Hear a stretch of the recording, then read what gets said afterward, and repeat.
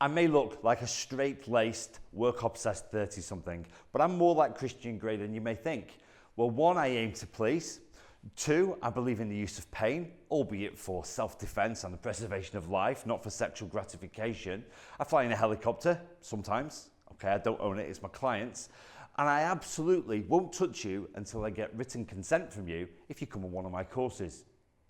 Now, if ever there was a grey area, or people would have us believe it's a grey area, it's the concept of reasonable force.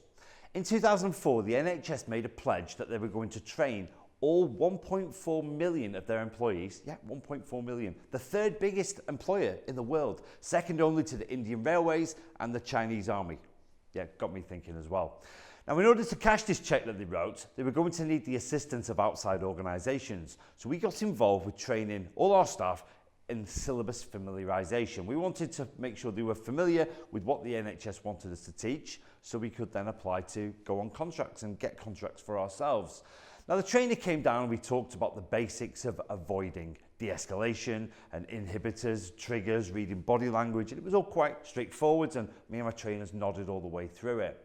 We then got to the question of reasonable force and using physical force, and the trainer said to us, if you get any questions on reasonable force, just try and avoid them. And I said, well, why? Because it's quite a fundamental part of anyone's CPD. And the trainer said, it's a bit of a grey area. We don't want to get involved with it. Reasonable force isn't a grey area. It's black or white in that you'll be guilty or you'll be not guilty. It'll be reasonable or it won't be reasonable. Even in cases where somebody accepts a caution to avoid going to court, it's an admission of guilt. So reasonable force, how do we break it down? We break it down using two words. One, the force used must be necessary or honestly believed to be necessary. If we don't need to use force, then we don't. If we do need to use force, the second test is one of proportionality. What do we mean by proportionality? Well, imagine we stood there and we let the attack happen. We let someone jump out of a window, we let someone get hold of a knife, and the consequences of that, the injuries, provided the harm, if any, which we've caused, is less or equal to that, then it's proportionate.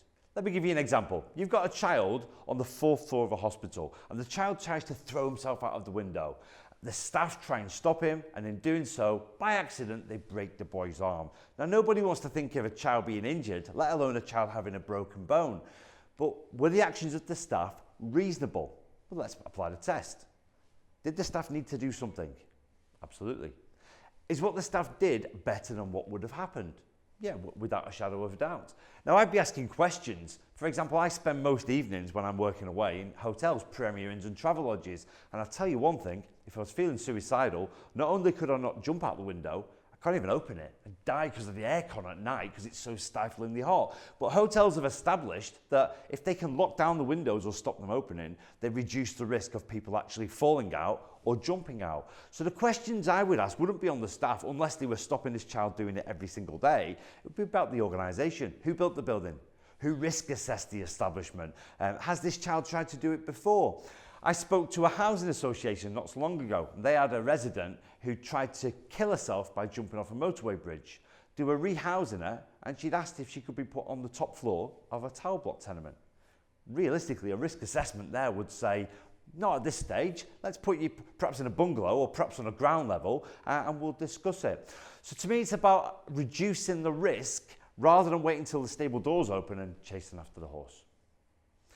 Now, I am heading home this weekend. Valentine's Day is coming, and I anticipate when I get home, I won't be able to open my front door. And that's right, it won't be because of the cards. It's because Dave Huff and the rest of the painters have got my house keys. So for now, it's laters, baby.